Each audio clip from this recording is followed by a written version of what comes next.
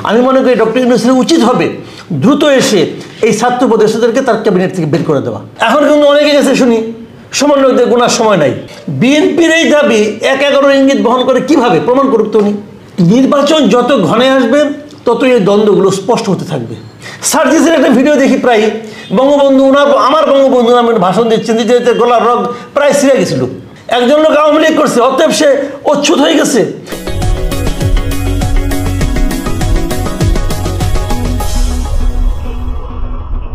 সুপ্রিয় দর্শক, আপনাদেরকে আমন্ত্রণ জানাচ্ছি বাংলা ট্রিবিউনের নিয়মিত অনুষ্ঠান মাসুদ কামালের সঙ্গে কিছুক্ষণ। আপনারা জানেন আমরা মাসুদ কামাল ভাইয়ের সাথে নিয়মিতভাবে সমসাময়িক যে সকল বিষয় আলোচিত সেগুলো নিয়ে আলাপ করে থাকি। মাসুদ ভাই, আপনাকে অসংখ্য ধন্যবাদ, আমাদেরকে সময় দিচ্ছেন। আমরা আজকে যেই বিষয়টি নিয়ে মূলত আলাপ করব সেটি হচ্ছে, আপনি জানেন যে খুব আলোচিত হচ্ছে যে বিএনপির মহাসচিব মির্জা ফখরুল ইসলাম আলমগীর উনি বিবিসিকে একটি সাক্ষাৎকার দিয়েছেন এবং সেখানে বেশ কিছু প্রসঙ্গ নিয়ে এনেছেন। তার মধ্যে উল্লেখযোগ্য ছিল হচ্ছে যে সরকারের নিরপেক্ষতা প্রসঙ্গে উনি একটি কথা বলেছেন। উনি যেটা বলেছেন যে যদি সরকার পূর্ণ নিরপেক্ষতা পালন করে তাহলেই তারা নির্বাচন কন্ডাক্ট করা পর্যন্ত থাকবেন, তা না হলে তো নিরপেক্ষ সরকারের প্রয়োজন হবে, এমন একটি বক্তব্য উনি দিয়েছেন। এবং এটার আবার একটা আমি যদি বলি একটা কাউন্টার স্ট্যাটাস দিয়েছেন আমাদের একজন উপদেষ্টা ছাত্রদের পক্ষ থেকে যিনি হয়েছেন নাহিদ ইসলাম। উনি আবার ইঙ্গিত দিয়েছেন, মানে মির্জা ফখরুল ইসলাম আলমগীরের এই বক্তব্যকে ইঙ্গিত করে বলেছেন যে এটা ১-১১ মতো আরেকটা সরকার নিয়ে আসার ইঙ্গিত বহন করে, এরকম কথা উনি বলতে চেয়েছেন। মানে আমার প্রশ্নটা হচ্ছে যে এই যে নিরপেক্ষতার প্রসঙ্গ, যদিও মির্জা ফখরুল ইসলাম গতকাল বলেছেন যে কিছু কিছু জায়গায় সরকার নিরপেক্ষ থাকতে পারছেন না, উনি সেই প্রসঙ্গটা বলেছেন। কিন্তু ১-১১ যদি বিএনপি আনতে চায়, মানে আপনি কি মনে করেন, মানে ১-১ সবচেয়ে বড় ভিকটিম তো আমরা মনে করি বিএনপি নিজেই, সেই ক্ষেত্রে তাদের পক্ষ থেকে কি এই ধরনের? দেখেন, এখানে দুটো প্রসঙ্গ। প্রথম প্রসঙ্গটা হলো মির্জা ফখরুল ইসলাম যে কথাটা বলেছেন সেই কথাটার আসলে সঠিক কি সঠিক না, সেই কথাটা কি বাস্তবতার সঙ্গে মেলে কি মেলে না, এটা একটা প্রশ্ন। আর এই কথাটার প্রেক্ষিতে নাহিদ ইসলাম উনি একদিকে বৈষম্যবিরোধী ছাত্র আন্দোলনের নেতা ছিলেন আমরা দেখেছি, এবং একই সঙ্গে উনি তারপরে সরকারের উপদেষ্টা হয়েছেন।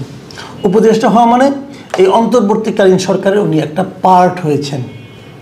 তারপরে সরকারের একটা পার্ট হয়ে উনি যে বক্তব্যটা দিয়েছেন সেই বক্তব্যটা উনি ওখানে বসে দিতে পারেন কি পারেন না। উনি হয়তো বলবেন যে আমি এটা ফেসবুকে দিয়েছি, সোশ্যাল মিডিয়ায় দিয়েছি, কিন্তু ব্যক্তিগত উনি থেকে যাচ্ছেন। নাহিদ ইসলাম যেখানেই বক্তব্য দেন সেটাই উপদেষ্টার বক্তব্য হবে, কাজে আমরা সেটাকে সেভাবে নেব। এই দুটো পয়েন্টে আপনি এটাকে আলোচনা করতে পারেন। আমি প্রথমে মির্জা ফখরুলের বক্তব্যটা নিয়ে বলি। মির্জা ফখরুল যে কথাটা বলেছেন এই কথাতে আমি কোনো ভুল ধরার কোনো সুযোগ দেখি না। উনি বলেছেন যে যদি এই সরকার তার নিরপেক্ষতা হারায় তাহলে নির্বাচন একটা নিরপেক্ষ সরকার আন্ডারে, এই সরকারের আন্ডারে নির্বাচন হবে না। ঠিকই তো আছে। যদি নিরপেক্ষতা হারায় তাহলে এই সরকারে কি নির্বাচন অনুষ্ঠান করার কোনো নৈতিক অধিকার থাকবে? থাকবে না তো। এখন প্রশ্ন হচ্ছে তারা কি নিরপেক্ষতা হারিয়েছে কিনা, অথবা হারাতে যাচ্ছে কিনা, অথবা নিরপেক্ষতা হারানোর কোনো নমুনা আমরা দেখছি কিনা। আমি এই তৃতীয় প্রশ্নের জবাবে বলবো আমরা নমুনা দেখছি। কীভাবে দেখছি? যেমন ধরেন ছাত্ররা প্রথম বললো তারা রাজনৈতিক দল করবে, পরে বললো না রাজনৈতিক দল করবো না, রাজনৈতিক শক্তি করবো, এরপর শক্তি হিসেবে থাকবো। পরে আবার কালকে দেখলাম তারা ফেব্রুয়ারিতে একটা দল ঘোষণা করতে যাচ্ছে, নাগরিক কমিটি বলেছে। নাগরিক কমিটি, বৈষম্যবিরোধী ছাত্র আন্দোলন এবং এই তিনজন উপদেষ্টা এরা আসলে সমর্থক।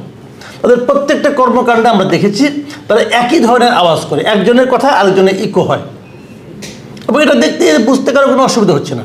আমরা এটা বুঝে গেছি ওনারাই তারা।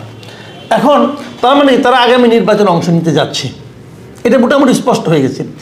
তাছাড়াও যদি নাও ধরি আমি এটাকে, তারপরে আমরা দেখব আমাদের অনেক উপদেষ্টা তারা তো এই দেশেরই নাগরিক, তাদের একটা এলাকা আছে, ওই এলাকায় আপনি যদি খবর নেন তাহলে দেখবেন ওখানে কিন্তু ওই এলাকার লোকজন এবং তার মানে নিয়োগকৃত লোকজন তারা ওখানে নির্বাচনে এক ধরনের প্রস্তুতি দিচ্ছে, এবং তারা বলছে যে উনি নির্বাচন করবেন এখানে সামনে।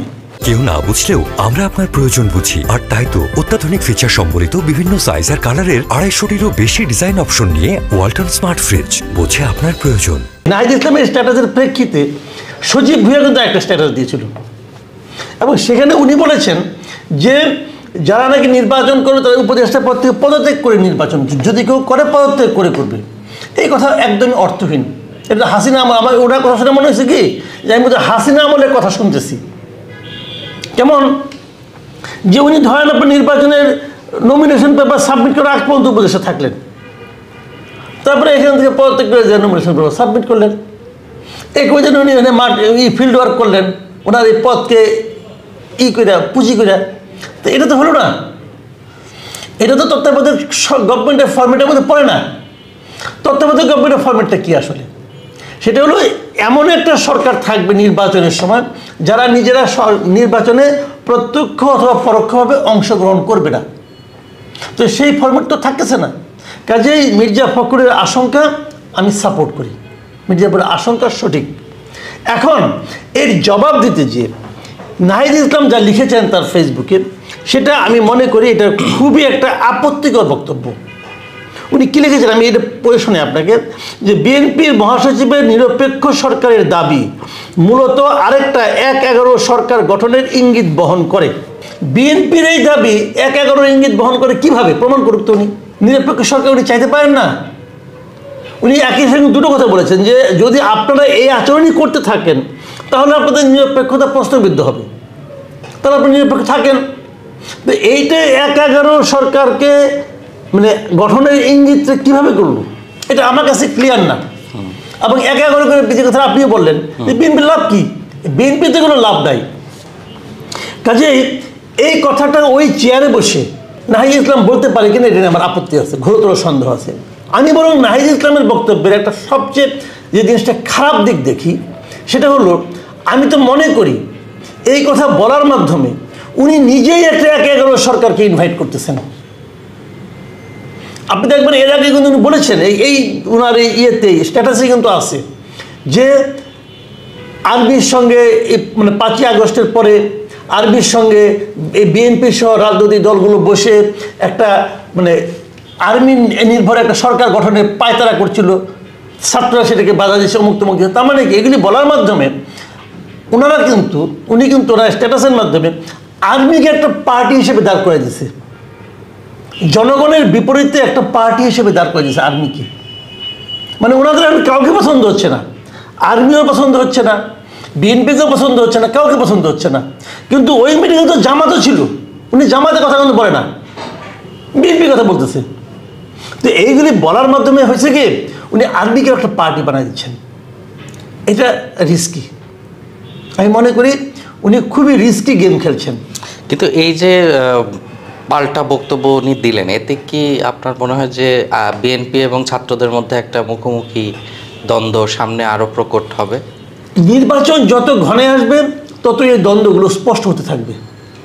কারণ যেহেতু নির্বাচন থেকে উভয় পক্ষই নিজেদের স্বার্থ উদ্ধারের চেষ্টা করতে চাইছে, অতএব নির্বাচন যত ঘনে আসবে তত এই দ্বন্দ্বগুলো স্পষ্ট হতে থাকবে, ততই পোলারাইজেশনটা ক্লিয়ার হতে থাকবে যে কে কার সঙ্গে আছে বুঝতে পারবেন। যেমন এখানে আর্মির সঙ্গে এই মিটিংয়ে বিএনপি ছিল, জাতীয় পার্টিও ছিল, সেখানে তো জামাতের লোকও ছিল। নাহিদ ইসলাম কিন্তু তার বিবৃতিতে জামাতের নাম উল্লেখ করে নাই। তার মানে বোঝা যাচ্ছে জামাতকে উনি কিছু প্রতিপক্ষ মনে করছে না, বিএনপিকে মনে করছে। তো এখান থেকে কিন্তু আপনি মেরুকরণটা কিন্তু আপনার কাছে স্পষ্ট হয়ে যাবে আলটিমেটলি।